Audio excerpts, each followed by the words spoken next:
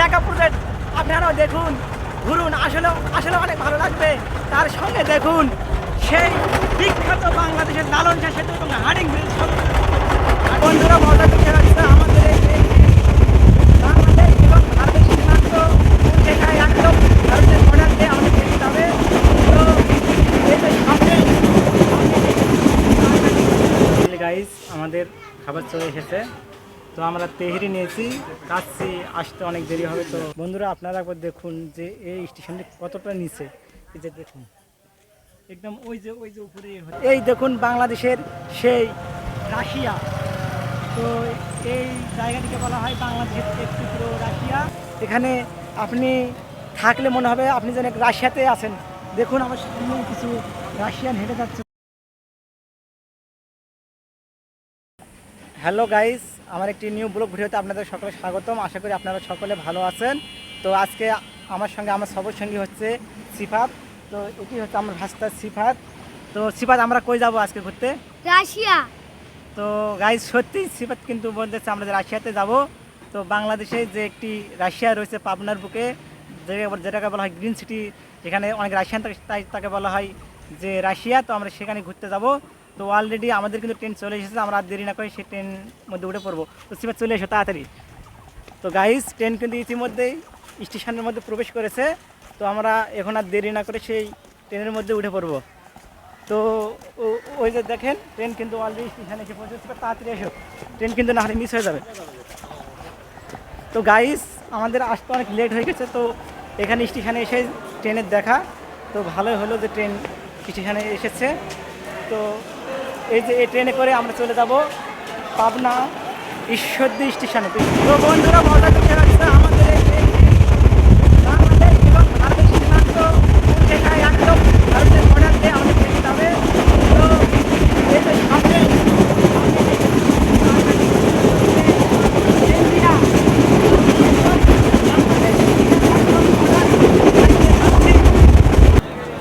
Finally guys আমরা কিন্তু Ishwardi railway স্টেশনে এসে পৌঁছেছি।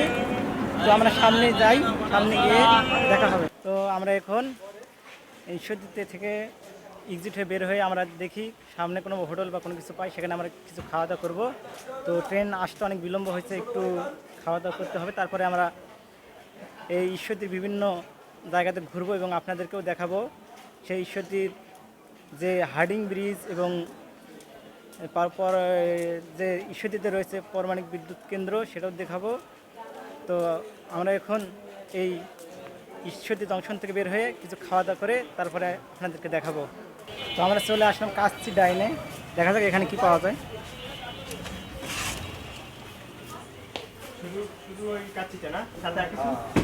আসসালামু আলাইকুম। এখানে খাওয়ার জন্য কি পাওয়া যাবে? কাচ্চি পাওয়া যাবে না এখন? 10 মিনিট লেট হবে। তো ফাইনালি গাইস আমাদের খাবার চলে এসেছে। তো আমরা তেহরি নিয়েছি, কাচ্চি আসতে অনেক দেরি হবে। তো কাচ্চি না আমরা এখন তেহরি নিয়েছি। তো যা আসতে হচ্ছে সিফাত তেহরি খাচ্ছে। তো সিফাত কীরকম লাগতেছে? খুব ভালো লাগছে। তো তেহরি নাকি অনেক ভালো লাগতেছে। তো আমিও একটু খাই, আমিও দেখি। তো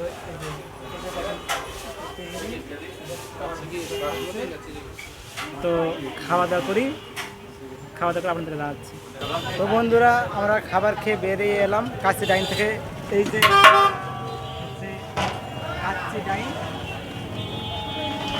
তো খাওয়া দাওয়া শেষ হলো। তো দেখা যাক আমরা যদি অটো বা কোনো কিছু পাই, তো আমরা সেখান থেকে যাবো হার্ডিং ব্রিজে। সেই হার্ডিং ব্রিজে গিয়ে আমরা ঘুরবো এবং আপনাদের দেখাবো। সো গাইস দেখুন একবার বাংলাদেশের রূপপুর পারমাণবিক বিদ্যুৎ কেন্দ্রের যে চিমনিগুলো দেখা যাচ্ছে, এটি হচ্ছে পাবনা রূপপুর বিদ্যুৎ কেন্দ্র। এখানে দেখতেছেন শ্রমিকদের কাজ করে তারা সবাই বাড়ি যাচ্ছে। তো সিফাত কীরকম লাগতেছে তোমার এই যে রূপপুর পারমাণবিক বিদ্যুৎ কেন্দ্রটি থেকে? আমাকে খুব ভালো লাগছে যে প্রথমবার আমি রূপপুর পারমাণবিক বিদ্যুৎ কেন্দ্র আমি দেখছি। অনেক ভালো লাগতেছে নাকি? হ্যাঁ। তো গাইস এটি হচ্ছে রূপপুর পারমাণবিক বিদ্যুৎ কেন্দ্র, এটি আমাদের দেশের সম্পদ। তো বাংলাদেশের একমাত্র যে পারমাণবিক বিদ্যুৎ কেন্দ্র সেটি কিন্তু এই বাংলাদেশের রূপপুরেই অবস্থিত। তো আমি আপনাদেরকে আরেকবার রূপপুর পারমাণবিক বিদ্যুৎ কেন্দ্রটা দেখাই। আমরা কিন্তু ফাইনালি চলে এসেছি বাংলাদেশের সেই ব্রিটিশদের তৈরি শত বছরের পুরনো সে হার্ডিং ব্রিজে। তো এই যে দেখেন সে হার্ডিং ব্রিজ। আমরা এখন সামনে সে বাংলাদেশের পদ্মা নদী, সে পদ্মা নদীতে যাই, সে পদ্মা নদী দেখবো, আপনাদেরকে দেখাবো। তো আমি এখন একবারে পদ্মার সে পাড়ে চলে এসেছি। তো বন্ধুরা দেখেন, এটি হচ্ছে বাংলাদেশের সে পদ্মা নদী। ফাইনালি গাইস আমরা কিন্তু একটি নৌকা ভাড়া করে ফেললাম। তো আমি আর সেবা যাচ্ছি নৌকাতে। তো দুজনের 200 টাকা দিয়ে একটি নৌকা রিজার্ভ করলাম। তো এখানে যে দেখতে পাচ্ছেন এগুলোতে পদ্মার পাড়ে সেই নৌকাগুলো নোঙর করা হয়। তো আমরা এখন এই নৌকাতে উঠতেছি। সেবার সাবধান আসো, পড়ে যাবে না। তো সেবা দিয়ে আগে তুমি কখনো নৌকা চড়েছো? না। তো আজকে প্রথম নৌকাতে চড়ছো, তোমার অনুভূতি কীরকম? যে এই যে বাংলাদেশের সে 3টি যে বাংলাদেশের নিদর্শন রয়েছে, একটি হার্ডিং ব্রিজ, একটি লালন শাহ সেতু এবং সেই বিখ্যাত পারমাণবিক বিদ্যুৎ কেন্দ্র।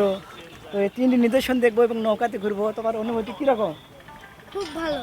তো গাইস অবশেষে কিন্তু রওনা দিলাম সেই পদ্মা নদীতে, সেই শত বছরের পুরনো সে হার্ডিং ব্রিজের একদম নিচ দিয়ে যাচ্ছি।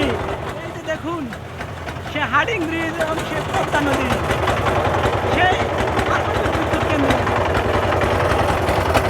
আসলে গাইস আপনারা অবশ্যই এই দৃশ্যটিতে আসবেন এবং শত বছরের পুরনো হার্ডিং ব্রিজের যে নিচ দিয়ে পদ্মা নদীতে ঘুরবেন, আসলে অনেক ভালো লাগবে। এই যে দেখুন সে হার্ডিং ব্রিজ, আমরা এখন নদীতে একদম হার্ডিং ব্রিজের নিচে যাচ্ছি। সিফাত এদিকে ঘুরো। মানে কেমন লাগতেছে? অনেক ভালো লাগতেছে। এই আমি প্রথমবার এই হার্ডিং ব্রিজের নিচে আমি নৌকা চালিয়ে যাচ্ছি। এত ভালো লাগছে, আমাকে খুব ভালো লাগছে।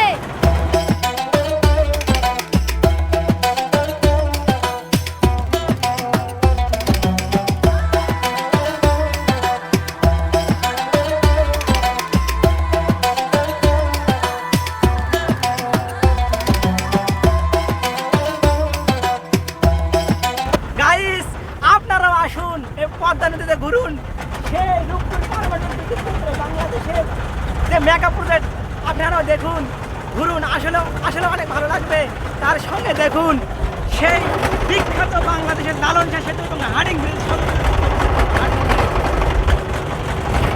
তো গাইস আমি আপনাদেরকে কখনোই বলে বোঝাতে পারবো না যে আমার কতটা ভালো লাগতেছে। তো আমার চিল্লাতে আমার গলাটাই একদম বসে গিয়েছে যে কি অপরূপ সৌন্দর্য, যে পারমাণবিক বিদ্যুৎ কেন্দ্র, সেই বাংলাদেশের যে পদ্মার বুকে ঘুরতেছে, অনেক ভালো লাগতেছে। আসলে গাইস এই শত বছরের পুরনো হার্ডিং ব্রিজ যতই দেখতেছি ততই ভালো লাগতেছে। শুধু বারবার তাকিয়ে আসছে হার্ডিং ব্রিজের দিকে। সো গাইস আমরা পদ্মা নদীতে নৌকাতে ঘোরাঘুরির পরে আমরা এখন পাড়ে আসলাম। তো নৌকাতে এই পদ্মা নদীতে ঘুরলাম, অনেক ভালো লাগলো। তার সঙ্গে দেখতে পেলাম বাংলাদেশের 3টি নিদর্শন, সে হার্ডিং ব্রিজ, লালন শাহ সেতু এবং পারমাণবিক বিদ্যুৎ কেন্দ্র। আসলে আপনারাও ইস্যুতে ঘুরতে আসলে অবশ্যই এই পদ্মার নদীতে সেই পদ্মার বুকে নদীতে ঘুরবেন, আসলে আপনাদেরও অনেক ভালো লাগবে। তো পদ্মার বুকে এরকম বিকেল, একদম মাঝ বিকেলে সে পদ্মা নদীতে ঘুরতে কার না ভালো লাগবে। তার সঙ্গে যদি থাকে বাংলাদেশের শত বছরের ঐতিহ্য, সে হার্ডিং ব্রিজ এবং সেই লালন শাহ সেতু এবং পারমাণবিক বিদ্যুৎ কেন্দ্র। তো এরকম 3টি নিদর্শন একসঙ্গে দেখা, তার সঙ্গে সেই পরন্ত বিকেলে পদ্মা নদীতে ঘোরা, আসলে অনেক ভালো লাগলো। আপনাদেরও আসলে অনেক ভালো লাগবে। আপনারাও আসুন এবং ঘুরুন, অনেক ভালো লাগবে। গাইস আমরা এখন চলে আসলাম পাকশি রেলওয়ে স্টেশনে। তো এই স্টেশনটি অনেক অনেক পুরনো, এটি ব্রিটিশরা নির্মাণ করেন এই স্টেশনটি।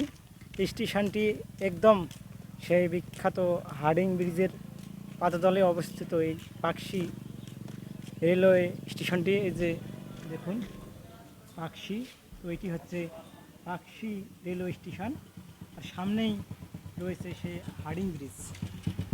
তো এই পাকশি স্টেশনটি একদম অনেক নিচে অবস্থিত। তো আমরা এখন পাকশি সেই স্টেশনের উপরে যাব। বন্ধুরা আপনারা একবার দেখুন যে এই স্টেশনটি কতটা নিচে। এই যে দেখুন একদম ওই যে উপরে হচ্ছে রেল লাইন। তো আমরা এখন এই সিঁড়ি ধরেই উঠতেছি। তো এই পাকশি স্টেশনটি একদম অনেক অনেক নিচে অবস্থিত। তো এই স্টেশনটি অনেক অনেক পুরাতন। স্টেশনটি ব্রিটিশরাই নির্মাণ করেন। একদম হার্ডিং ব্রিজের সাথেই এই পাকশি রেলওয়ে স্টেশনটি। তো আমরা এখন উপরে উঠতেছি, দেখুন কত উঁচুতে রেল লাইন। তো আর ওই যে নিচে রয়েছে সেই পাকশি রেল স্টেশন। আমরা সেখান থেকে এই সিঁড়ি বেয়ে বেয়ে উপরে উঠতেছি। তো অনেক উপরে এই স্টেশনটি। তো এই যে এটি হচ্ছে পাকশি যে ট্রেনের যে প্ল্যাটফর্ম, আর ওই যে সামনেই সেই বিখ্যাত হার্ডিং ব্রিজ। একদম হার্ডিং ব্রিজের সাথেই এই পাকশি রেলওয়ে স্টেশনটি। এটি হচ্ছে পাকশি স্টেশনের সে প্ল্যাটফর্ম। তো এই যে এটা প্ল্যাটফর্ম, এখানে দুটি প্ল্যাটফর্ম রয়েছে, আর সামনেই সে হার্ডিং ব্রিজ। এবং পাকশি প্ল্যাটফর্ম থেকেই সে দেখা যায় বাংলাদেশের বৃহত্তম একমাত্র পারমাণবিক বিদ্যুৎ কেন্দ্র।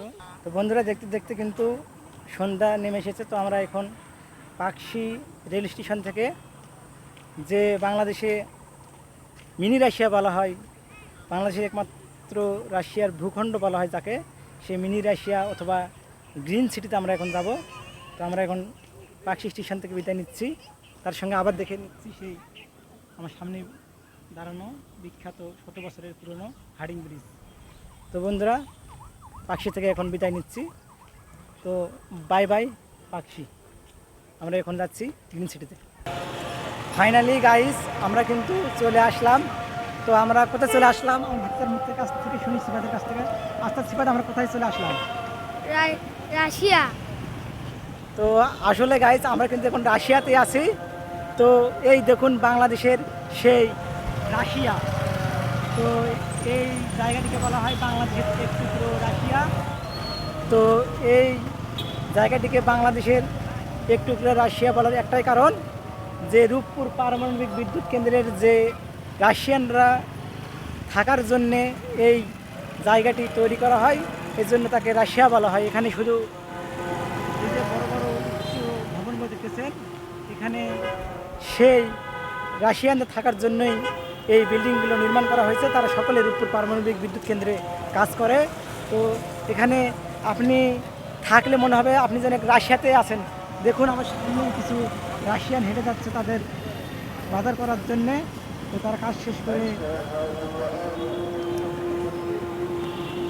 তারা কিন্তু সকলে কিন্তু কাজ শেষ করে এসেছেন।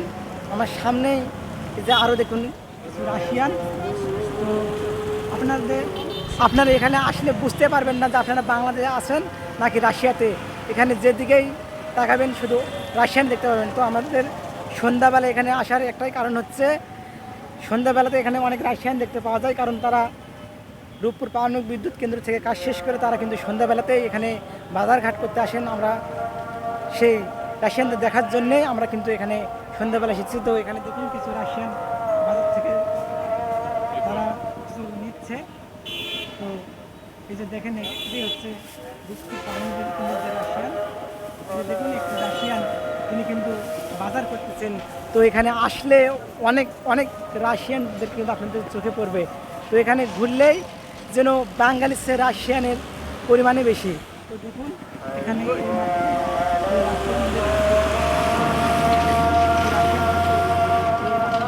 যাচ্ছে। তো এখানে যেখানে তাকাচ্ছি শুধু রাশিয়ানদেরকে দেখতে পাচ্ছি। তো সিফাত, তোমার এই রাশিয়াতে ঘুরতে এসে যে রাশিয়ানদের দেখতেছো তোমার কেমন লাগতেছে? অনেক ভালো লাগতেছে। তো তুমি এর আগে কখনো রাশিয়ান দেখেছো? না। তো রাশিয়ানদের দেখেও তোমার অনেক ভালো লাগতেছে। হ্যাঁ, তো এখানে বাঙালি বেশি দেখতেছো না রাশিয়ান বেশি দেখতেছো? রাশিয়ান। তো গাইস, এখানে কিন্তু বাঙালির চাইতে কিন্তু রাশিয়ানের পরিমাণে বেশি। তো এই জন্যই এই জায়গাটিকে বলা হয় বাংলাদেশের একটু করে রাশিয়া, কারণ এখানে বাঙালির চাইতে রাশিয়াই অনেক বেশি। এবং এখানে যে বিভিন্ন দোকানগুলো রয়েছে সেই দোকানে কিন্তু বাংলা লেখার পাশাপাশি কিছু রাশিয়ান লেখাও রয়েছে। যে এখানে মার্কেট দেখুন, এখানে কিছু রাশিয়ান ভাষায় লেখা রয়েছে। আমি কিন্তু কিছু বুঝতেছি না এগুলো। এখানকার বেশিরভাগ ক্রেতা কিন্তু রাশিয়ানের জন্য কিন্তু এই দোকানগুলো সাইনবোর্ডে কিন্তু তারা রাশিয়ান নামে লিখেছে তাদের সুবিধার জন্য। তো দেখতে পাচ্ছেন কিছু রাশিয়ান হয়ে যাচ্ছে। তো আপনারা এখানে যেখানে তাকাবেন শুধু রাশিয়ান আর রাশিয়ানে দেখতে পাবেন। তো বন্ধুরা, আজকের ভিডিওটা এই পর্যন্তই। তো আবার দেখা হবে অন্য কোনো এক ভিডিওতে। তো দেখা যাক এরপরে কী নিয়ে ব্লগ ভিডিও করা যায়। তো সবাই ভালো থাকবেন।